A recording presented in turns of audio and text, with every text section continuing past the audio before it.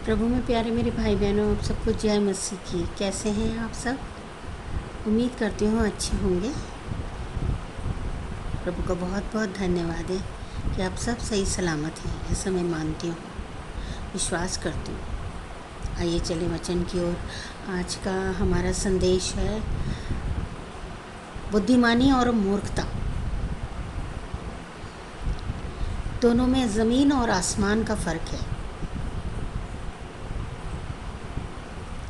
बुद्धिमान पुरुष को परमेश्वर भी पसंद करते हैं। वचन में कितनी जगह ये लिखा है, आप पढ़ सकते हैं। नीति वचन तो भरा पड़ा है। राजा सुलेमान वचन के अनुसार सबसे बुद्धिमान पुरुष माना गया। आप और हम सब जानते हैं किस तरह उसने वो दो स्त्रियां जो एक बच्चे को ओन करना चाहती थी, उनका फ़ैसला किया था, किस बुद्धिमानी से फ़ैसला किया था। तो बुद्धिमानी को परमेश्वर भी पसंद करते हैं। और मूर्खता, एक मूर्ख मनुष्य किसी को पसंद नहीं आता। आइए देखते हैं वचन से बुद्धिमानी और मूर्खता की एक सबसे बड़ी मिसाल। वो 10 कुंवारियाँ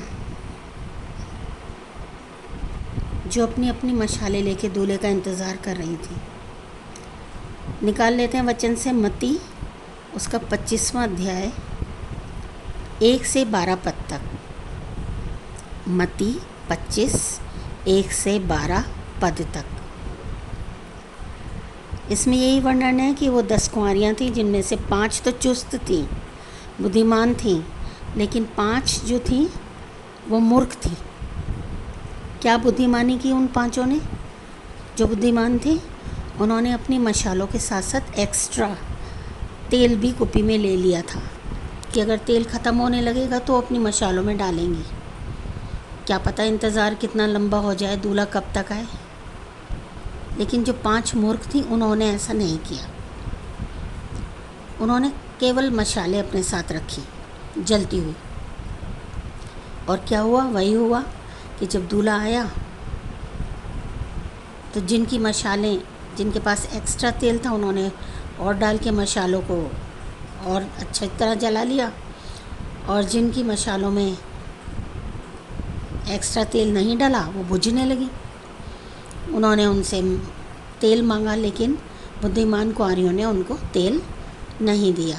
उन्होंने कहा तुम जाके अपने लिए मोल ले आओ। और जब तक वो मोल लेकर आई तब तक दूल्हा 5 बुद्धिमान कुंवारियों को लेके जा चुका था। और जब वे वहाँ पहुँची और उन्होंने रिक्वेस्ट की कि हमें भी अंदर ले लिया जाए दरवाज़ा खोलकर, तो दूल्हे ने क्या उत्तर दिया? मैं तुम्हें नहीं जानता। ये दृष्टांत हमें ये बताता है कि बुद्धिमानी की कितनी वैल्यू है और मूर्खता के कारण कितना बड़ा नुकसान उठाना पड़ सकता है। वचन में एक और जगह आप देखिए, याकूब को कितना बुद्धिमान, कितनी बुद्धिमानी से उसने अपने ससुर लाबान के यहाँ काम किया, उसकी खेती, उसके पशुपालन, सब चीज़ों को बहुत अच्छे से संभाला और कहाँ से कहाँ पहुँच गया, इतना धनी पुरुष बन गया। और दूसरी तरफ उसी की अपनी पत्नी राहेल कितनी मूर्ख थी कि वहाँ से चलते समय ग्रह देवताओं की मूर्तियों को चुरा के ले गई, जिसकी वजह से उसको मृत्यु का मुंह देखना पड़ा। तो बुद्धिमानी जो होती है वो बिल्कुल मूर्खता से डिफरेंट है। उसका अपना ही एक आकर्षण है, अपनी ही वैल्यू है, महत्व है। आप देखें उड़ाऊ पुत्र को, कितना मूर्ख था। 2 भाई थे, सारा कुछ उन्हीं 2 में डिवाइड होना था, लेकिन अपना हिस्सा लेके उड़ा दिया उसने। और दूसरा भाई कितना बुद्धिमान था, जिसने पिता को नहीं छोड़ा, वो अपने पिता के साथ ही बना रहा और अंत तक अपने पिता के साथ रहा। उसकी वैल्यू थी, उसकी वैल्यू थी। ये अलग बात है कि पिता छोटे को के प्रेम में आके पिता ने उसको दोबारा अपना लिया, लेकिन की तो उसने मूर्खता ही थी। हाँ, उसके समझ में, उसके बुद्धि में ये बात आई जब बर्बाद हो गया कि पिता के पास लौट चले, तो ये भी एक बुद्धिमानी की बात थी। हालांकि उसने मूर्खता की, लेकिन फिर बुद्धिमानी के कारण वो वापस अपने पिता के पास आ गया, तो और बुद्धिमानी की वजह से उसको दोबारा अपना जीवन वापस मिल गया, वही जीवन जिसको वो छोड़ के और लात मार के गया था। लूत देखी कितना बुद्धिमान था। परमेश्वर ने उसको आज्ञा दी कि उस नगर को छोड़ दे, सदोम और अमोरा को छोड़ दे, क्योंकि मैं उसे नाश करने वाला हूँ। उसने प्रभु की आज्ञा को माना, प्रभु की हिदायतों को माना, और वो वहाँ से हट गया।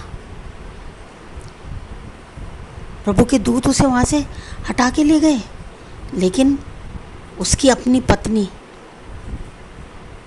मूर्खतावश पीछे मुड़ के अपना पुराना जीवन की ओर देखने लगी, और वहीं के वहीं उस मूर्खता के कारण वो नमक का खंभा बन के रह गई।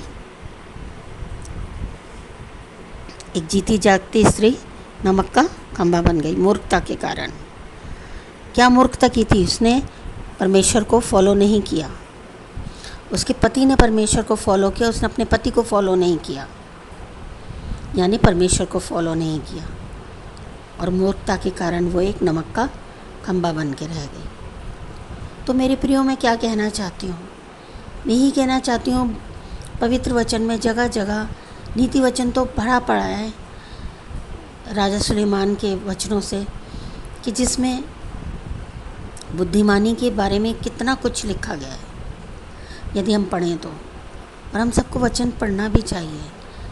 बुद्धिमानी की, विजडम की कितनी वैल्यू है, कितना महत्व है। इसलिए हर काम सोच समझ के करना चाहिए। ये हम और आप ये अहद करें, ये प्रण करें कि मूर्खतावश बने बनाए कामों को बिगाड़ेंगे नहीं,